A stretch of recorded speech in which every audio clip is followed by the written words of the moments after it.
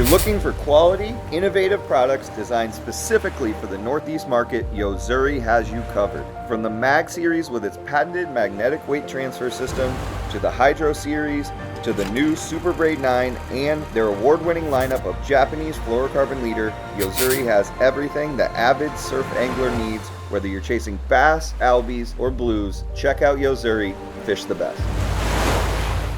Well, Toby, it's a new year and I'm already thinking about the coming surf season. I'm guessing that many of our listeners are doing the same and starting to make their gear lists for 2026.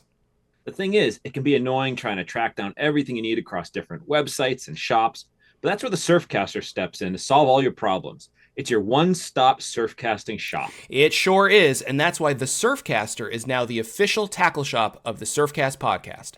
From needlefish and darters to braided line and rods and reels, the team at the Surfcaster has you covered.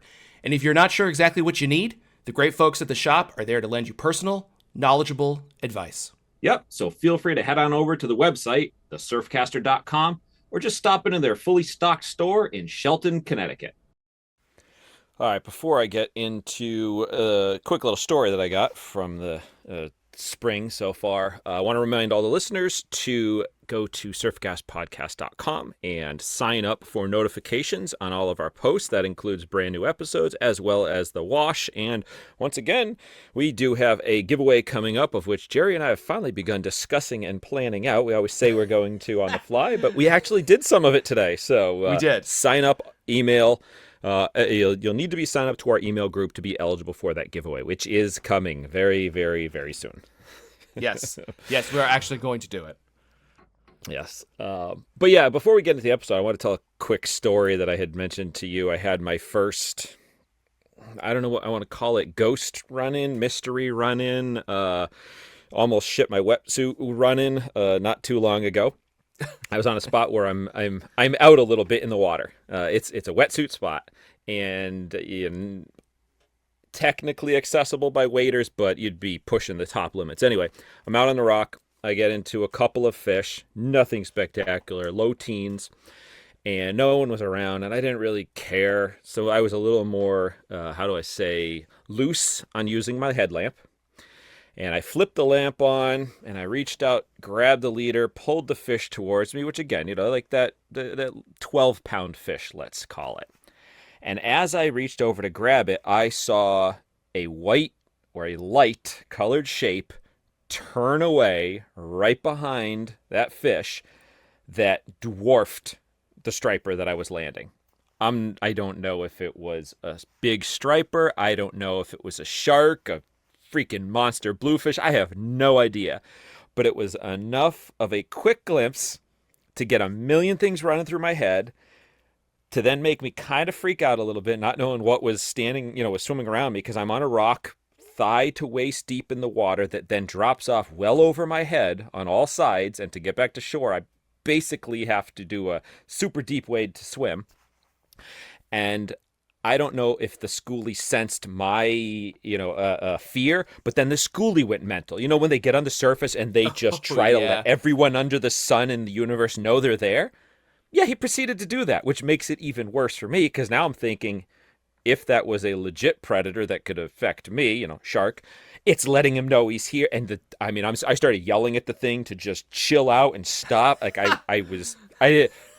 rational thought goes out the window, and I just start screaming at this fish.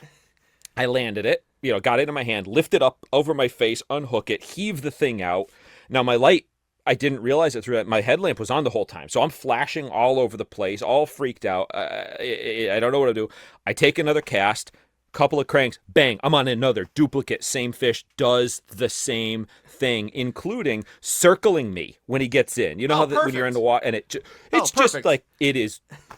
Oh yeah, I was just waiting for something to happen. I didn't see anything else. I stayed on the rock way longer than I needed to for the tide to drop out before my brain would let me go back to shore. But yeah, it was pretty early in the season to be running into something like that, which is also kind of like why I don't really know what it was. I didn't get a good look. I just saw the shape, but I couldn't say with any confidence if it was just a big striper or a small shark or whatever, But again, enough to fuck with my head for the night. So what's the percentage you think that it was a striper? Like, what's the percentage you think that that was a 35 or a 40-pound striper, something like that, versus a shark? I'm just curious. What's the odds? Only because of the timing, because early season, and I have not run into shark predations or that early. I mean, I'll say it was in May, or late. Excuse me, end of May. I haven't run into them. I don't know, and I probably should have looked into it now if they're even around. So that's why I'd say I'm like kind of leaning to striper. But again, I'm not saying it was like a world record. It was just big. It was a big enough shape to get into my head, and it's always like the first time something like that happens to me each season. It's worse than like the end of the season where I'm already comfortable and this is just old hat for the year. So it was like that first little freak out in my brain for the 2026 surf season. Interesting. Yeah. So my next question, really quick, not to belabor the story too much, but do you think if that was a striper, we've talked about this before, but do you think the striper was trying to eat the striper or take the lure from the striper that you had on? I think there's three. Well, either it was trying to eat the striper. I think that is probably just as likely as it was just trying, like maybe it had, in my mind, I've built a story. They were both there, both seeing my lure, seeing food. The smaller one got it, and the bigger one was like, oh, I'm either going to eat you or I'm going to eat what you just ate as you drop it. Like that's kind of the process I'm thinking through it. But I think we've talked about it, but you've encountered big bass eating smaller bass. When I used to keep bass from time to time, I'd found them in the stomach. So they are absolute cannibals. Yeah. No question about it. And surprisingly, it doesn't take a giant fish to eat an average schoolie. Like I've had fish under 30 pounds with legit schoolies in their stomachs that are not digested. Like they can wolf them down. Yeah, which is just wild. But I mean, also we've seen. There was that photo not too long ago with the two stripers that were dead. The one completely engulfed the other one's head, and it's dead because it's suffocated on the other striper because it couldn't get out. Yeah, I mean the one striper that it was bit was barely smaller than the one that ate it. So, yeah, totally, exactly. I have another question for you, and you don't have to spend a lot of time answering this either. But you said you were talking about it's a wetsuit spot. Is there a spot that isn't a wetsuit spot, Toby? Is there a spot where you're like, this is absolutely not a wetsuit spot? None of my spots are absolute not wetsuits. There's enough of them where I'm like, I could get away just fine with waders. I could think of a few of those, but there's probably no. Yeah. Yeah, I don't think there is either. I hadn't thought about it till you just said that. I obviously, like on the outer beaches, for example, of the Cape, you don't need a wetsuit. Especially these days, no one's going to wade out in the water. Actually, fairly recently, I was wading out in the water with my buddy Corey, and we were like shin deep, and we were both almost at the same moment. It was almost a jinx moment. We're like, "This is deep enough. We're not going any deeper than this," and we were literally shin deep. I was like, and we had like our bright whites on, the light, and we were like, "I'm not going any deeper than this." He's like, "Nope." And it was funny. We started laughing, but. Even then, I used to wear my wetsuit. I don't do it anymore, but I used to wear my wetsuit out there because I had my 1mm, and it was just easier to tie it around my waist and use it kind of like wetsuit pants, than anything, because you just sweat, and then you can get your legs wet and kind of cool down or whatever. So, anyways, I was just in that case, I'd still rather just wear the waders. Like when it's super hot in the summer and I fish those areas, I would rather wear waders than like shorts and shoes in that case. I still just wear the waders. Yeah, but at the Cape, I don't think I've ever I have wetsuited up on the beaches, but not since sharks became a thing by any extent. Yeah. Yeah, the shorts thing doesn't work for me. I mean, I know a lot of guys do it. You and I were just personally talking about this. We weren't talking about the podcast. Yeah, we were talking just on the phone about on this. it. Yeah. I don't know how guys don't chafe. And I use like, really high quality running underwear, and my shorts are like, performance hiking, and then I still just fucking chafe. And so I don't know how people do. You get wet, and then I'm miserable, and I'm miserable. So I just don't feel comfortable, like physically, like not even chafing. Like it's just I feel if I have shorts and then shoes, like that gap, my knees at night, you bump into a rock or weeds. Like I don't feel I'm thinking about that. Whereas there, like my senses are deadened if I've got the waders or the wetsuit on covering them. I can just concentrate on life, fishing and go to town. So. Yeah, I mean, I've done it on rocks when it's been warm, where I don't have to walk really far, specifically almost all of it during the day, which everybody listening now knows how few that is because of how little I fish during the day. And it can be kind of fun, but it's like if you're in the rocks and you just brush a rock, forget about bump into it. I mean, the waiter's not going to help you in that case anyways. But if you just brush it, now you got a giant cut in your eg, and now there's blood in the water. And see you're previous, now a chum slick. Yeah, see previous commercial, that we were, or what we were just talking about in terms of, everything with your spooky ghost story, as you called it. Over the past couple of seasons, listeners of the Surfcast podcast have heard Jerry and me talk about how reliable the premium Tsunami Saltex 2 rods and reels are. But did you know the Saltex lineup extends far beyond rods and reels? It sure does. The Tsunami Saltex family also includes a full range of premium surf fishing accessories, from jig heads and single inline hooks to some of the highest quality treble hooks that are out there right now. They also offer a lineup of tools built to handle the harshest surf environments, including stainless steel pliers and both lightweight titanium pliers and nippers. I've been fishing the titanium pliers all season, and they perform just as well today as they did fresh out of the package, including the line cutters, which are still razor sharp. And the lineup doesn't just stop there. Tsunami Saltex also offers high-quality, affordable surf tops and excellent cast nets for my fellow bunker chunkers out there. Heck, they even have a soft-sided cooler to tote around your bunker and eels. So whether you're replacing worn-out gear or outfitting yourself for the season, there's a pretty good chance the Tsunami Saltex lineup has exactly what you need, no matter what you need. So go ahead and find out more at tsunamifishing.com. So Toby, this is a really loose episode. I basically, breaking the fourth wall for everybody, I basically pitched this to you right before we're recording this. We have been fortunate enough to actually have done a little bit of chunking. Not very much, but we have, because we've been able to get bunker, which has not been a thing for a few years now, right? It's been a few years since we got any. Last year, it might have been 2 full seasons where I didn't get a good stretch of chunking in. Yeah. And the stuff that we did for Angler's Journal was back in 2022. So it's been a while. It's been a while. So we've been fortunate to chunk, and it's just led me to have some questions, because we did it, and then I went and did it by myself, and I just was out there thinking about, I wonder what Toby would think of this, and I just figured I'll ask you some rapid-fire questions. A little bit play maybe on the listener questions, too. So the first one I have, because I ran into this, I was chunking, and I was in an area that was rocky, but not boulder. So it was just kind of a rocky, broken bottom. Not sand, whatever. And I kept getting what I would describe as Velcro to the bottom. So the chunk would roll and it would catch, and then I would let it sit. And again, no weight. There's no weight involved in this. And then every so often, a minute or so, I would lift and I would feel like almost I was hung up. And then if I just gave it a little bit more, it would come off of whatever it was on. Bring it in, no weed. So I just started doing that. I started being like, okay, right? And I was just wondering what you thought about that Velcroing. Is that Velcroing bad? Is it like how much it's Velcroed? Do you worry about that? Will the bass pull it out of that? Because I just don't have experience in those kinds of situations. So 2 things. First, as long as it's coming in clean, I'm okay with it. Meaning if I did it once or twice and, the hook came in and there's no whatever substrate attached to it, then I'm okay with keeping it on there, keeping it in those situations. And even in my weedy spots, if it gets a little here and there, I'm okay with it. If it starts covering it, obviously, even with the food, the chunk in there, I just think it's going to cover the hook too much.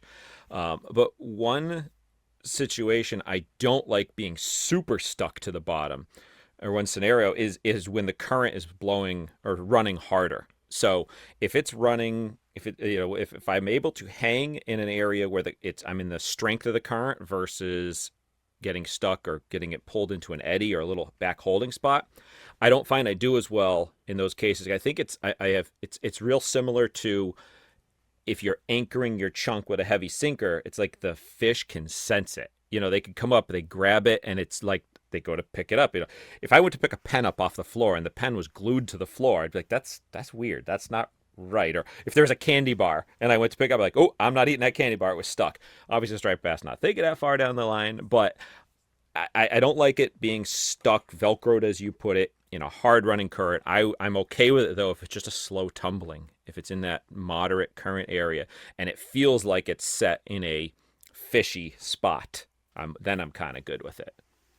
All right, that's good to know, because I just kept thinking, like, this is, quote, hung up, technically, right? Because it's like, I'm like stuck a little bit. But I kept thinking, like, it's not, I don't think it's hook buried. So, because I just pull it a little bit, it comes up.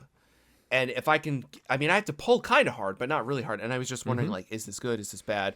Because as much as we've done it, and as much as I've done it in the past on sand beaches, I had not really run into that until like just this season, really. So yeah. I've had, I can't think of a specific example right now in my head, but I know I've had situations where it would get hung in a spot, and I'd do that. I'd kind of pull it, and it wouldn't move. I'm like, all right, I'm good. And I've caught fish subsequently. So it's kind of like, there's one spot that I chunk quite a bit, and I always look at it, and I've never, it's one of the few spots I surf fish I have not snorkeled.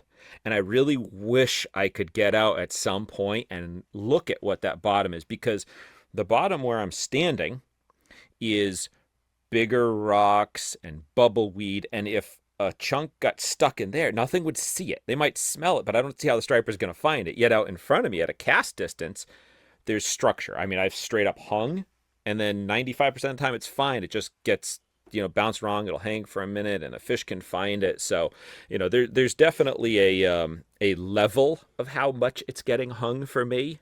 I got one place I could think of that I tried chunking, and I just hung way too much. It was just getting stuck, and it was too sticky to chunk. And it's a good spot. It sucked. It was like, well, I really want to see what happened chunking, but I guess if I want to do it here, I get a 20-minute slack tide window or something at best. Yeah, it's too Valkyrie. The other thing that happened to me the other night when I was doing it is I was faced with much bigger water than I anticipated. They totally botched the forecast. Like, I don't know what, I swear I looked at Surfline prior and got a general sense of like what was going on, and I got there and I was like, well, I'm screwed. This is like, and I was too lazy to like switch to plugs and stuff. I'm like, I'm in it now. I'm just going to do it. I don't want to waste these fish. So I get out there and I'm thinking like, oh man, should I go to a smaller chunk? Because right, you got less weight, but you've got a lot less of a sail. And I know you're very adamant that you want to use a big chunk. That's really important to you. That you. The other day we were using whole bunker. We were chopping the tails off and using whole bunker, and not small. Like not the we had like a couple that were like the candy bar size, but most of them were much bigger than that, right? Have you ever done that when the water's been bigger, where you cut the size down to maybe prevent it from, or the current maybe? I don't know if you've ever experienced that. No, I don't. So on the current side of it, I will opt more. I will go with the tail section more. If the current is pushing along, because the buoyant nature of the head, that tail does hold a little better if it's moving. Like if I'm in a spot and let's say I'm just fishing through the peak flow, sometimes I will have to either prepare my chunks in advance so that I've got heads and tails, or I've taken it where I just had cut them, like we did the other day, where I just cut the tail off. If that with the head occluded wasn't holding, I've cut the head off to just use, chest and third of tail section, because those, like I said, it doesn't have that buoyant factor to it that the head does. But as far as in the big surf, I don't go any smaller. I don't recall ever playing around with chunk size based on the fact that I have a big surf. When I've done well in big surf situations, and I've had some that were just stupid good chunking nights and a surf rolling in, almost like you're like, how could I be chunking in this without any weight? A big piece of fish helps in that situation, I think, in because I have more to hold, meaning I have a heavier contact. It's like throwing a 1 ounce super strike versus a loaded 3 ounce in a big surf. I feel it better. And also in those cases, interesting. You get a tighter feel to it. Yeah. Interesting. And on those nights when I've done well in a big surf, I get that hit before I even settle. Meaning I cast, it hits the water, and the fish are in there, and they're almost getting on it before it sinks to the bottom. So even further, I want a bigger piece of meat for them to track down versus going smaller and now trying to find a needle in a haystack. I'm trying to have them find a Mack truck in a haystack. You know? Yeah, interesting. So that actually leads perfectly into my next question, which is that when the surf is up more, but still obviously chunkable, does that change your timeline for your soak? So the other night when we were fishing, I think you noted something like, oh, the few, because we didn't do well at all, but the few hookups or takedowns or what we got were always at like the 10-minute mark or the 7-minute mark. I don't know. I don't remember what you said, but you were like, they were in the 8 range. Yes. I remember. And it was like the same every time. It was like the same every single time. Does the rougher water change that timeline for you in terms of, I'm only going to keep it out there 5 minutes, or I'm going to leave it out there for 15 minutes? Like, does it change it at all? My baseline remains the same, and the only way I modify it is I shorten it if I'm moving too much. So if the fish are not getting on it right away and it hits and I'm just not able to hold because the current sweep might be from, if the direction of the waves are causing too much current sweep and I can't hold, I'm running shorter. If the current is running, if the waves are just pushing it around, I'll take shorter soaks. I might use that chunk 3 casts now, but I'm still only fishing it in that 10 to 12 minute tops range.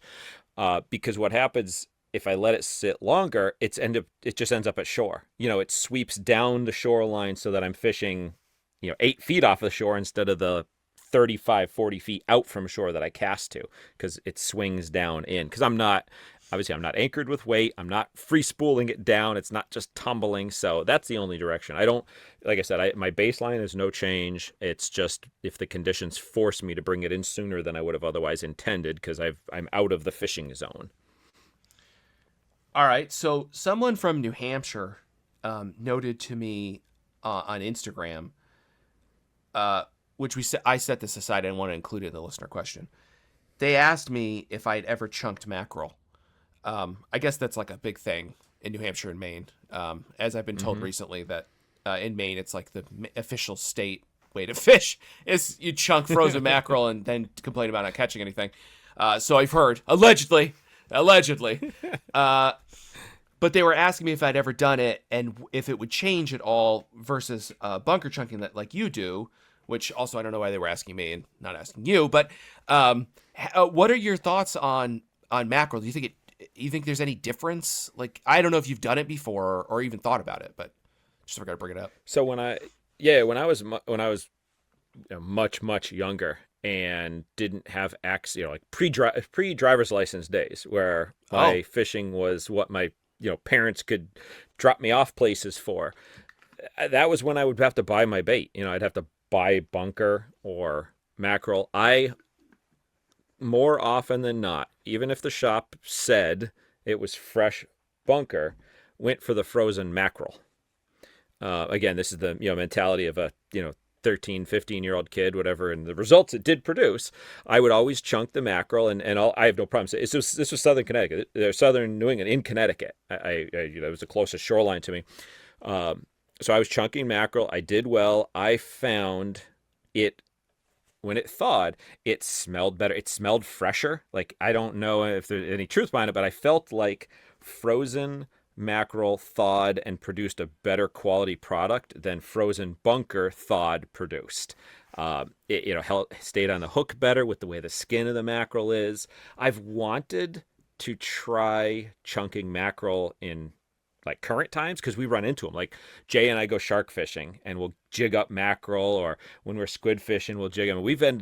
Tuna fishing, we end up with a pile of mackerel, and we always end up donating them back to tuna or subsequent tuna or shark trips. I never, take 6 home to chunk. And I'm like, one of these times I got to do it. We got to get into a good Atlantic mackerel bite, and I take some and quick turn around and chunk it to see if nowadays I produce any difference. Because again, I'm basing this off of many years ago's. He doesn't want to tell you how old he is. frozen That's bait. why he's saying it. Yeah. And the math is, there's too many numbers. There's to too get many back numbers. To me being 13, yes. It's like that meme. but- It's like the meme with the guy with all the numbers running in front of his head. That's what was Toby's just happening to him. So. Exactly. Yes. But yeah, I did really well. Those were my first, let's say, productive chunking sessions. Were many years back on frozen mackerel, and I didn't, again, I was only early teens, so I didn't have a ton of experience with the bait side of things. But even at that age, I could tell the difference in quality of that frozen bait once thawed. Interesting. So the next question, which I just thought of right now on the fly, is: have you ever chunked squid? Have you ever done like a whole squid or something like that? I tried it a couple of years ago. We jigged some up. Jay and I jigged some up in the fall. I think we finished a blackfish trip, and then we tried for squid. And I went out. I had high hopes because it was November. I'm like, y'all putting some fresh bait out. This is going to be on. And I went to a spot that I'd had fish on plugs, and not a touch. But I do know there was a spot that I used to fish quite frequently. And I would always see a couple of wetsuiters go out onto a spot down the beach from me. And I was like, they were there consistently, like multiple nights in a row. And I always would see them, but I didn't want to infringe on their spot. I just kind of left it alone and kept a mental note. Well, sometime down the road, I found that it was two locals that would go and get fresh squid. And then they would swim out to these two rocks and they would chunk whole squid off of there and do really, really well. So it's totally viable. I mean, when I even tried it, a couple of years ago, I was all looking out, trying to figure out rigging, and I probably put way more thought in it than I needed to, trying to figure out this elaborate rig for it, and it probably would have been fine just slapping it on my circle hook like I ended up doing was probably the best. But yeah, I've wanted to do it more, and I just haven't. Not for any good reason other than my very limited one-time trying. I didn't do anything. And it's like, I won't bother. So if the waves are coming at you, and you've got you got actual sets of waves like on a sand beach or something, let's say, which isn't necessarily really what we do. But if you got, I just want people to visualize that's what we're looking at. Is there, well, it's a two-part question, I guess. If you've got those waves kind of rolling in at you, is it okay to kind of stay in contact with the chunk, not reel it in, not eeling, right? But kind of staying in contact with it and moving it? Or should you really work on, with that water, more trying to keep it still and fishing it in a way, an angle, a distance, or whatever, so that you really can kind of keep it still and let it tumble? I try to stay in as direct contact as possible, and it's a lot of by feel on what the surf is giving me and making me deal with that I adjust it. I actually will get further into the water chunking when there's surf than I will when there's not. So if I'm at this very same spot, and let's just say, spot X, there's a rock that I'm only knee deep, but it's 5 feet into the surf, and then 10 feet out, I'm chest deep or, belly deep. I'm going to go for the shallower one on the calm nights because there's no need to 10 feet. I'm not that concerned with the cast and the waves aren't messing me up. But if I can get out further into it and almost beyond the breakers, the rollers, any of that messing my line, catching my line, because that's another thing that if you're dealing with that huge. surf, Yeah, the line catches it. Yes. The wave catches your line, and it just I had it in the spot, and now I just lost it. So I try to get beyond that. Like I'll sacrifice getting beat up a little bit more on my body and water in the face and all that to be able to stay in more consistent contact and not be, as long as I'm not getting knocked off, obviously, because then that screws it up too. But if I can keep the line off, I'm definitely more for that. I mean, if there was a way I could go further out of the water at a spot like that and get higher up to completely bypass it, I'd try that too, but my spots don't afford that, so it's more stepping out into it. All right, so last question. So that's good. That's basically what I was thinking. But I just a quick comment. I was surprised when I walked down to the water that night recently, and I looked at it and went, "Oh, this is not going to work. This is not going to work. It's way too rough. I'm too tired. I'm just gonna whatever. I'm gonna try for half an hour and I'm going home," sort of thing. But I was surprised if I got the angle right in terms of where the waves were coming from, like the direction of the waves at the shore. If I could kind of keep them in a straight line at me, the waves were pretty big. They were, which I mean, a lot of people who don't fish waves don't understand, but a 3-foot roller is fairly big, and these were all of that. These were all of that. And with a weightless chunk, I was able to keep it.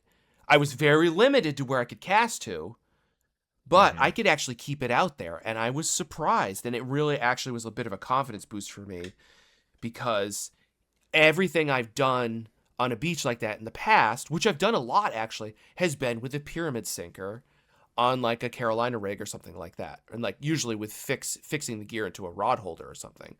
Not always holding it a lot too, but like I was like, no, I'm not going to go. Well, I could have gone to that anyways because I didn't have any sinkers with me anyways. So it was a moot point. So I was stuck doing what I was doing anyways. But I was actually surprised. And I think for those listening out here who are interested, who now maybe have justification for doing this, because they can go get squid or they can go get frozen mackerel. They don't have to go cast net bunker like Toby and I have talked about how important that is for the chunky stuff. That you can go try this and just, for something to do this summer. I wouldn't be so afraid of the waves as I thought I would be now. Yeah, I think you could do a little bit more than you think, especially if you're really comfortable in the water and kind of understand the angles and stuff. Right? I mean, doesn't that? I mean, yeah. And especially if you know the spot well enough to have a good idea of where things set, how the water reacts in front of you based on how the waves are rolling in. I have my preferred standing rocks for all my chunking spots, but I know to adjust them if the waves are coming in at a angle from my left or my right. I do have to adjust and reset because I still want to try to put the chunk into the same spot, the same as if I was plugging. I'm still trying to put my darter into the spot where I think the fish hold. I don't just put the chunk out randomly and hope they come to it. I'm still trying to intercept in the same manner, that same approach in the back of my head, whether on the end of the line it's a artificial or it's a fresh chunk of bunker. Yeah. So last question, and you can keep it short or you can go whatever you want to do, Toby. The world is yours, Toby.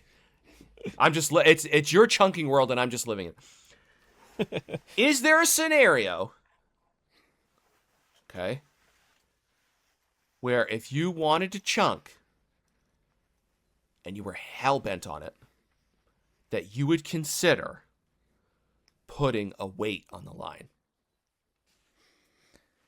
So you say, yeah, I probably would try something like an egg sinker before I would go to your more traditional, like, 3-way bank sinker pyramid, because I feel that's going to be a closer presentation to what I'm doing with it weightless.